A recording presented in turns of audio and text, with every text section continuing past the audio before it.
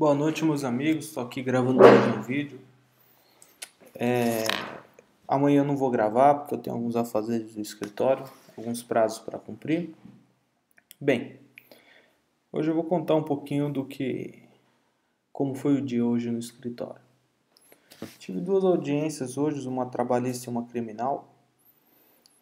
Em síntese, a trabalhista não teve nada assim muito sério. A reclamada foi devidamente notificada para comparecer na audiência, né? Mas ela não compareceu. Então sofreu as penas da confissão e revelia contra a matéria de fato de direito. Consequentemente, a ação vai ser julgada procedente. E, enfim, depois eu pego e posto aqui para vocês o resultado da demanda. Conta criminal, ela foi bem interessante, né? Essa audiência criminal não tinha sido intimado da audiência. Eu fiquei sabendo dela hoje. Aí eu, consequentemente, fui até o fórum, né? Conversei com o meu cliente. O meu cliente, obviamente, falou que não participou do crime. Trata-se de um roubo, né? Trata-se aí de um roubo onde ele com mais duas pessoas invadiram aí uma mercearia e assaltaram ali, né, a mercearia. Os outros dois indivíduos estavam com roupas de frio, toucas ninja, né, e tal, e só ele que estava de regata sem touca ninja. Inclusive, ele foi o único que foi reconhecido e o que está preso. Os outros dois comparsas, ninguém achou, ninguém sabe quem é, e enfim. Como ele foi reconhecido pela vítima na delegacia 2, 3 dias depois, por álbum fotográfico, ele ficou preso e começou aí o processo, né? Enfim, e ele tem algumas tatuagens, algumas particularidades, que é possível identificar a pessoa. Aí fica já uma dica que não é bom você ter tatuagens. Não, pelo menos que elas fiquem expostas, ela pode te identificar. Bem, a tese da defesa era o seguinte, que não era ele que praticou o ato ilícito ali antijurídico, ele não participou do crime, ele não conhece as pessoas, e a pessoa que falaram que era ele, na realidade seria outra pessoa que tem uma tatuagem também no mesmo braço, se não me engano era o braço esquerdo, que ele tinha uma tatuagem.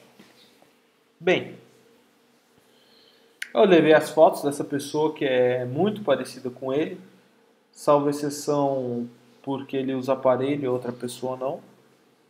Que, como eu disse, a tese da defesa era o seguinte: era trazer dúvida ali para a vítima que identificou ele, para que assim conseguisse a absolvição, porque o único indício que tinha ali, na realidade, é a vítima falar que foi ele e descrever ele assim de uma maneira bem detalhada, inclusive.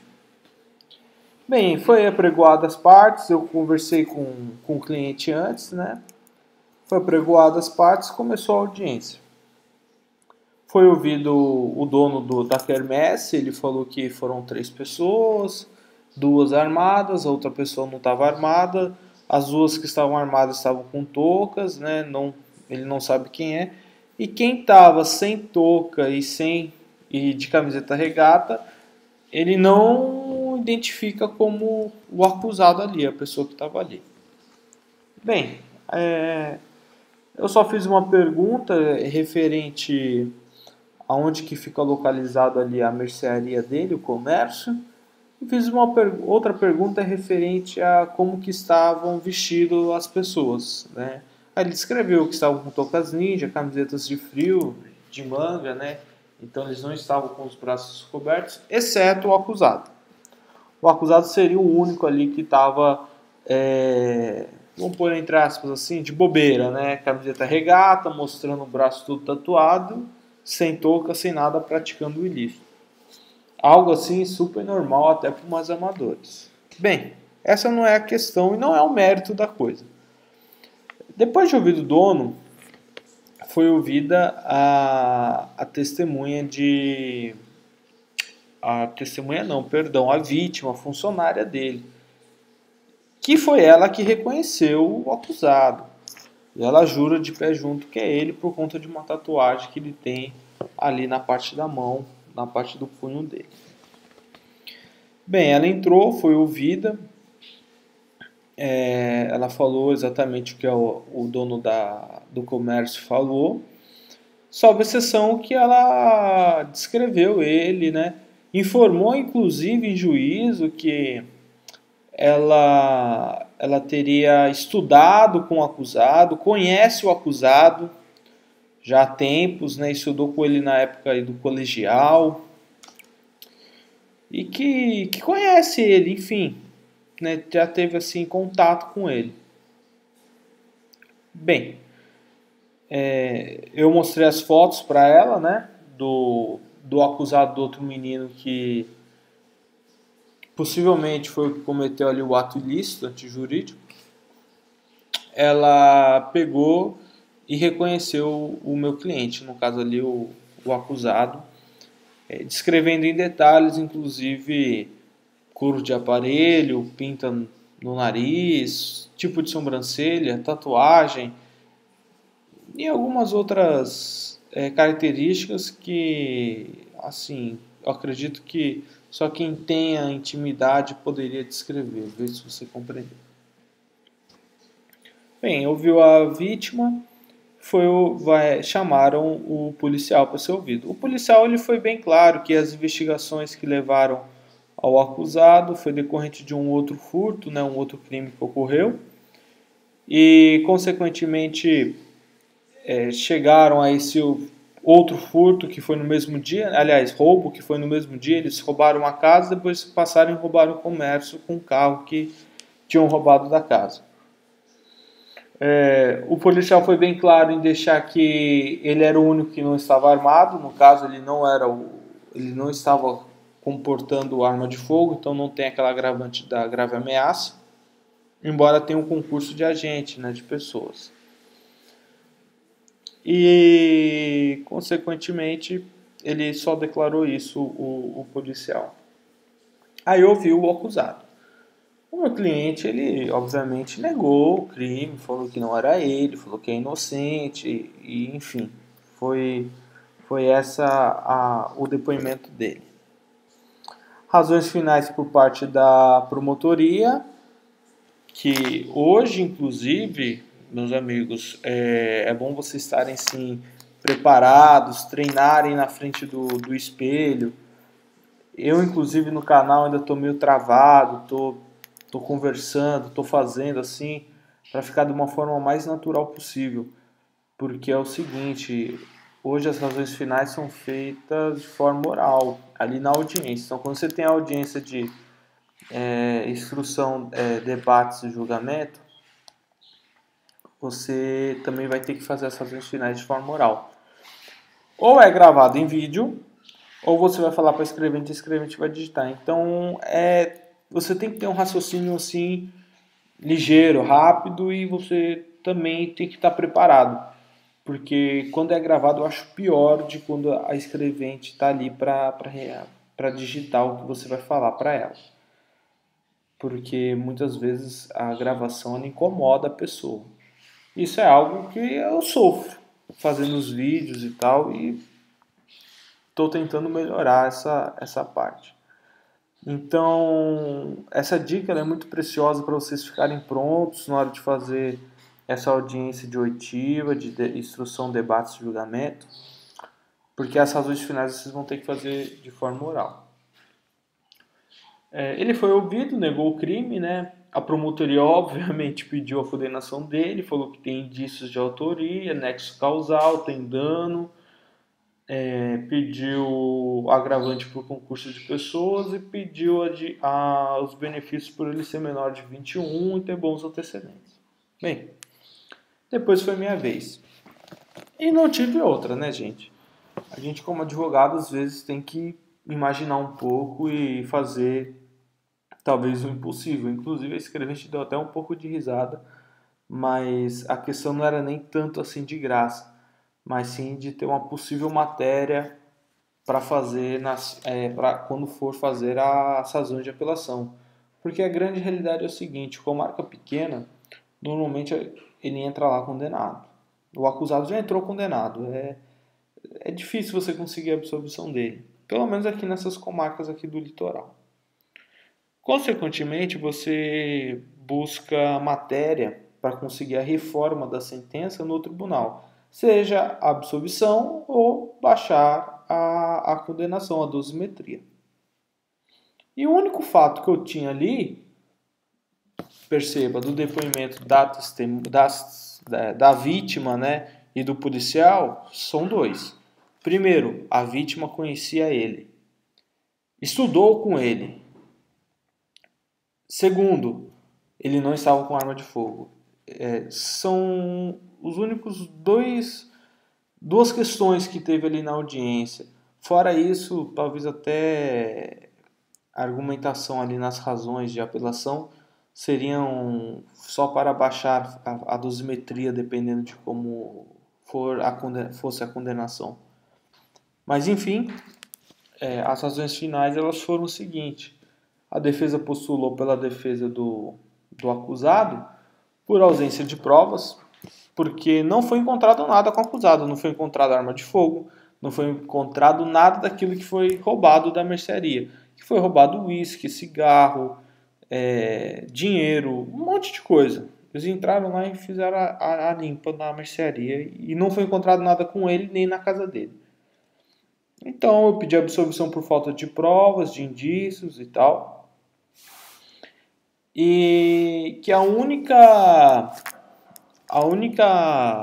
e que a vítima que reconheceu o acusado sofre de remorsos, porque o acusado ele recusou ter um relacionamento com ela na época do colégio.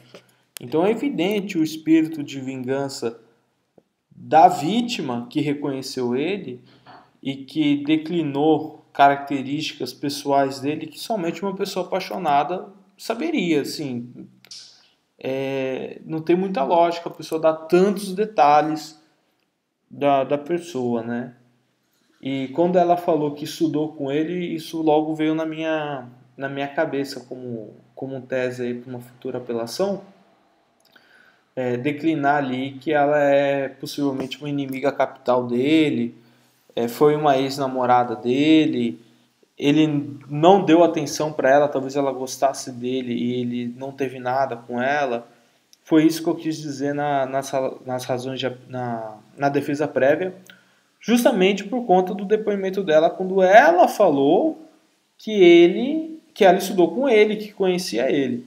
Isso dá margem para a gente ter essa forma, esse pensamento daí. Por isso que eu disse anteriormente que tem que estar muito bem concentrado para fazer esses tipos de audiência. Isso porque é uma audiência simples, tá, gente? Não é nada assim, não é um caso muito grande, nada do gênero. É o beabá. A pessoa fez um roubo, reconheceram por foto, ela ficou presa, chegou na audiência, a vítima reconheceu, mas a vítima falou que conhece a pessoa do colégio.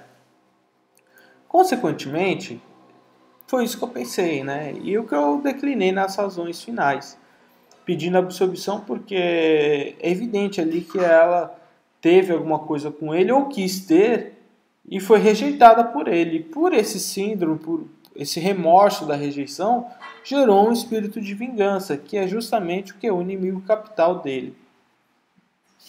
Assim, eu pedi a absolvição dele.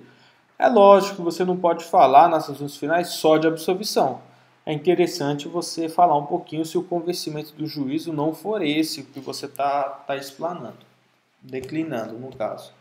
Então, no finalzinho, caso esse juízo não entenda pela absolvição do acusado, observe-se o seguinte: aí você tem que ditar, né, para escrevente que ele é primário, ele tem bons antecedentes. Aí você vai pedir a aplicação do 33 do Código de Processo Penal.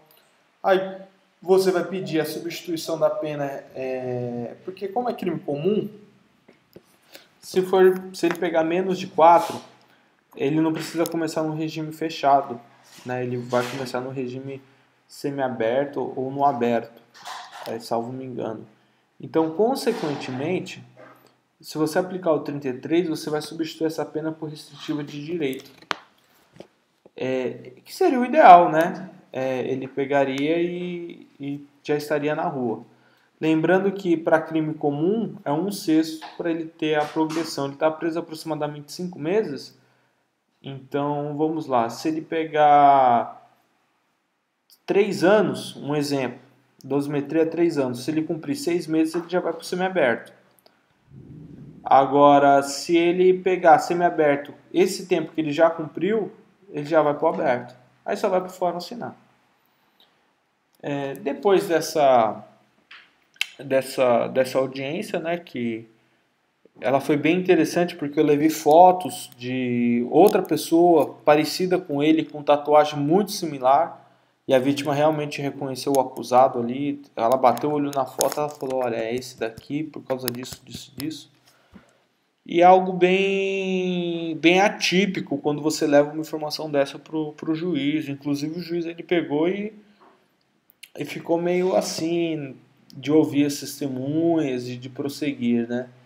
Mas foi feito a cariação ali na sala de audiência e ela reconheceu realmente ele pelas fotos. Saindo da audiência, eu dei uma passadinha ali na sala da OAB, que fica no prédio. Encontrei um amigo meu, conversamos um pouco sobre a réplica que eu tenho que fazer. Aliás, ele fez a réplica, mandou para mim. Eu estou conferindo ela e, se for necessário, fazer alguma adequação a respeito daquelas ações contra a telefônica, da diferença do valor pago das ações de quem comprou o telefone no plano acho que Telesp, 91, 95, 97, nessa época, é plano de expansão. Porque quem comprou essa linha recebeu um valor a menor na hora que a Telefônica pagou. Então essa diferença eles têm que pagar hoje atualizado.